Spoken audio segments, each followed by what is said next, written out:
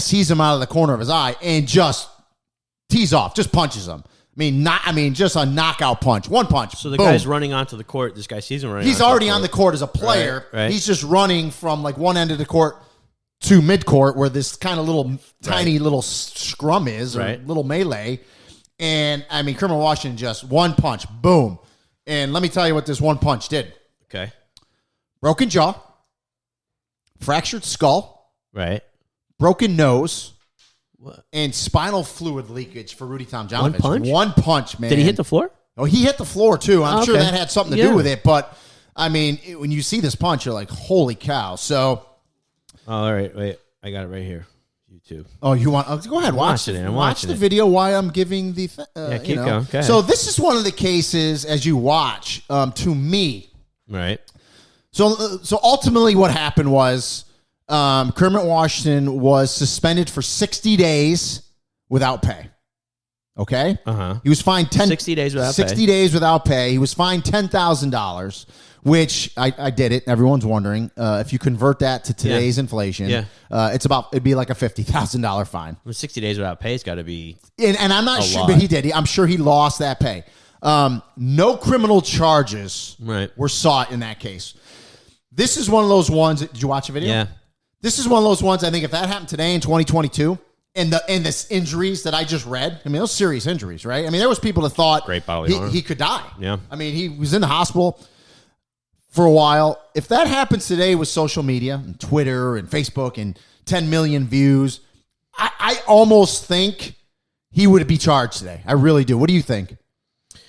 And let me preface this by saying I'm a former athlete, former professional athlete. I do not advocate law enforcement, criminal proceedings getting involved in sports, but if it's outside of the norm, it's got to be. Okay, so. In this case, and I'm not saying it should have been charged. I'm just saying I think it would have been charged if that happened today. I think so. I think people would be like, "What's going on? Why?" There'd be a lot of societal pressure to say, "Why isn't this being handled?" Because, you just cold cocked that guy. So, and it didn't. It's not like it was self defense. I don't see any self defense claim. I don't see any kind of like, there was a lawful reason for it at all. And then Rudy Tomjanovich did come back. He ended up becoming an all-star in 79, so 2 years later. Okay. But then in 81, his career, he was done. He was done. Again, he had a celebrated career as a coach. And in 2020, a couple of years ago, he was inducted. He was inducted into the Basketball Hall of Fame, the Naismith Basketball Hall of Fame in Springfield. So, what happened to the guy that punched him? So, how did his career interesting. go? So, Kermit Washington played up until, I want to say, 1987. 10 years. He apologized for the punch of Rudy Tomjanovich. Okay. He does not. It's interesting because there's interviews out there with him. He doesn't apologize for the incident. He goes, the incident in and of itself, I'm not apologizing for. That melee. The melee. It wasn't really a melee. You saw it. Would you call that a melee? No. He goes, I apologize for the punch. I shouldn't have did it, but his contention was that just he came running up, was out of the corner of his eye, and he instinctively punched him. But he does apologize for that. Now, if you look at it, it doesn't look like he's out of the corner of his eye. He squares straight up on the guy and punches him. So, ironically, again, I told you no charges were filed, right? But ironically, for Kermit Washington, in July of 2018, where's this going? He was sentenced to 6 years in prison for filing false tax returns and fraudulent business purposes. Did he punch his accountant? I don't think so. He probably should have. But so that's the case that kind of sprung this podcast, if you will. So 77 again. I think if that same incident happens today, just because of all the talking heads, and the reason I say violence is expected in basketball, right? So, or in sports, but we're talking about basketball. So if you get elbowed in the course of play, and maybe it's a foul, or maybe an intentional foul that leads to a technical foul, you could say, well, that's not really part of the game, but it is. You can even say, a little bit of a fight, a scuffle is part of the game, but boy, to just straight out punch someone like that, where I don't really think you can claim self-defense, because in the video, Tomjanovich isn't come swinging, right? He's running at him, but that's it. So I think if the violence is outside the norm, if you will, I think you can be charged criminally. That's my opinion. Now, wasn't there, But I think today, it would be a closer look. Again, I'm not advocating for it because I don't want it. I don't want any criminal law involved in sporting events. But I'm just saying, it's not unreasonable that it could happen.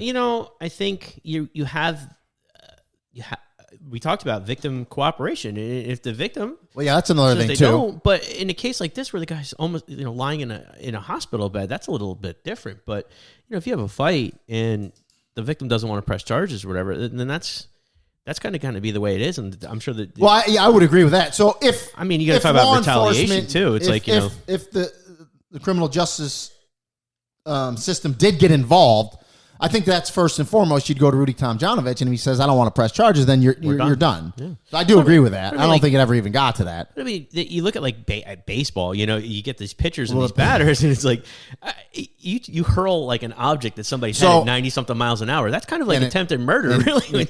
And we've seen it. The baseball season's in the first week. The New York Mets players got hit in the face. Yeah. You know what I mean? Yeah. So Pete Alonso, the names escaped me, got hit in the face in like the first game of the season. So, and I didn't even bring up any baseball in this because again, there's a ton out there, but let's stay in basketball. So one case that everybody knows since we were on basketball, the malice at the Palace. Now I said that to you and you're like, oh, what the hell is the malice at the Palace?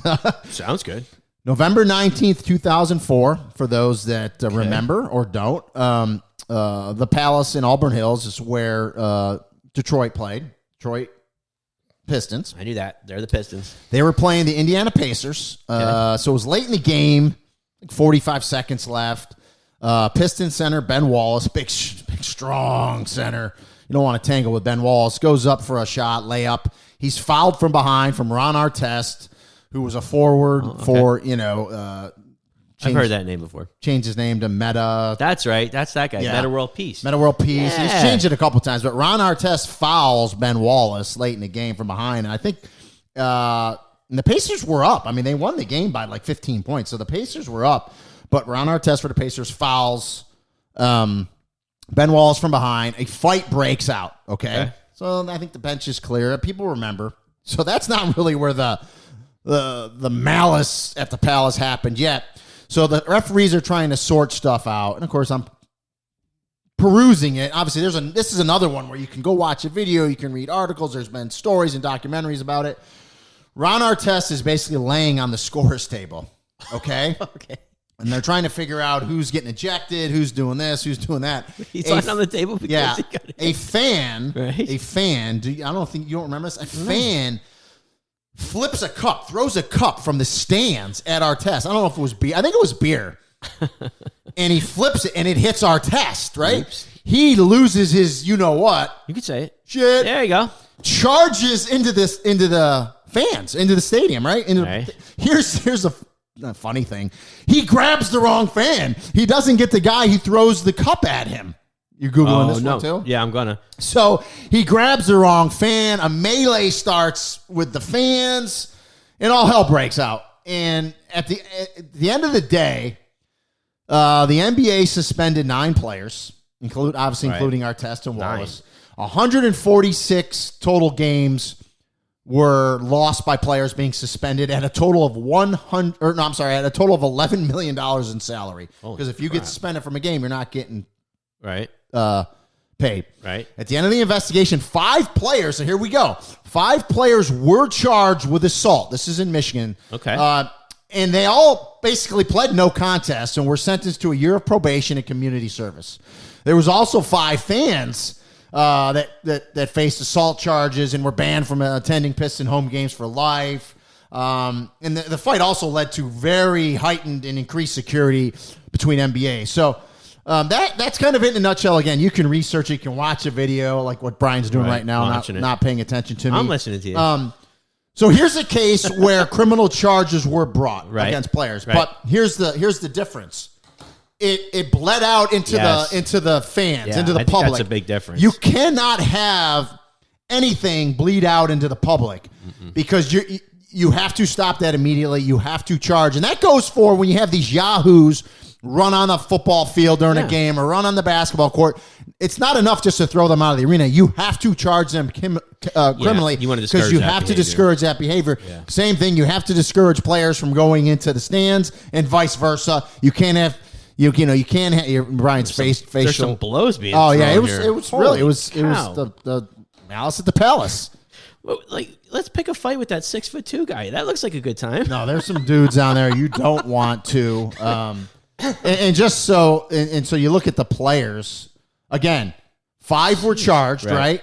Pled no contest. I mean, Ron Artest ended up getting suspended for 86 games. Cost him almost 86 games. Yeah, almost cost him $5 million.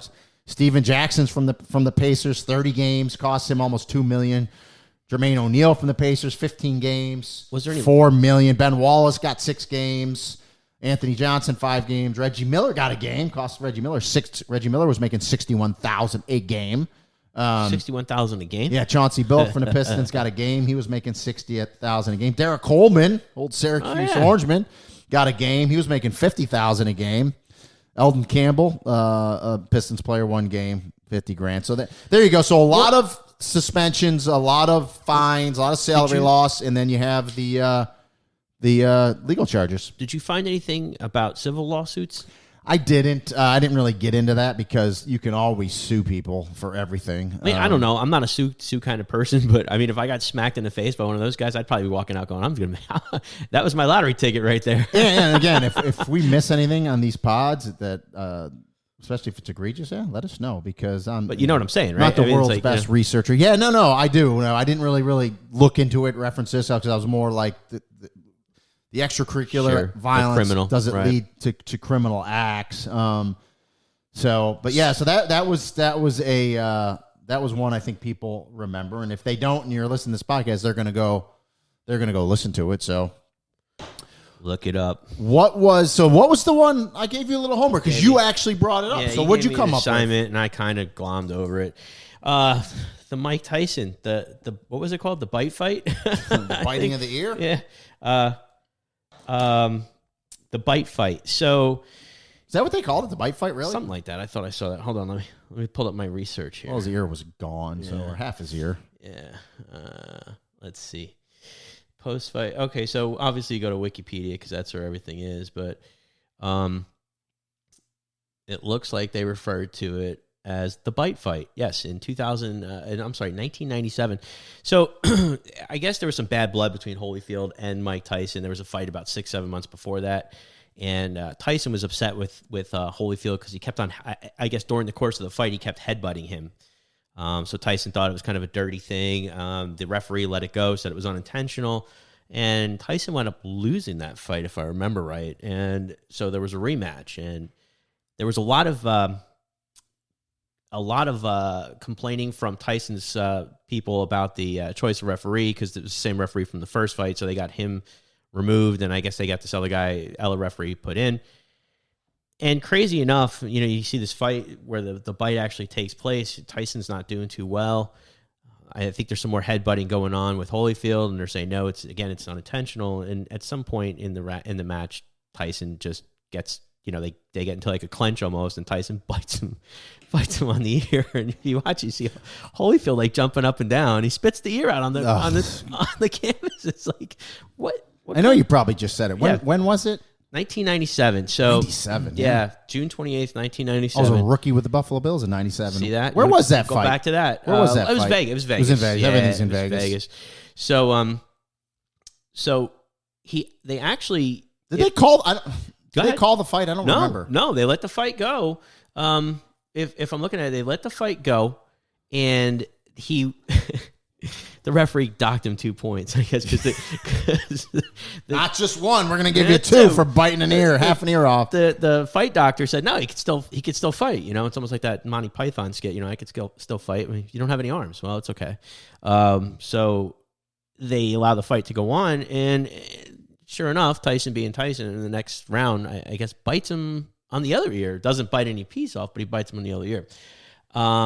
At the time, apparently, if you read enough about it, at the time, Tyson was on parole for the prison term that he did for the rape in 1991. So he's on parole, and nothing happens. Well, nothing. I shouldn't say criminally. Nothing happened. So nothing criminally happened, but in doing the research, you told me something interesting about what the. I guess it would be the Nevada. Well, what did happen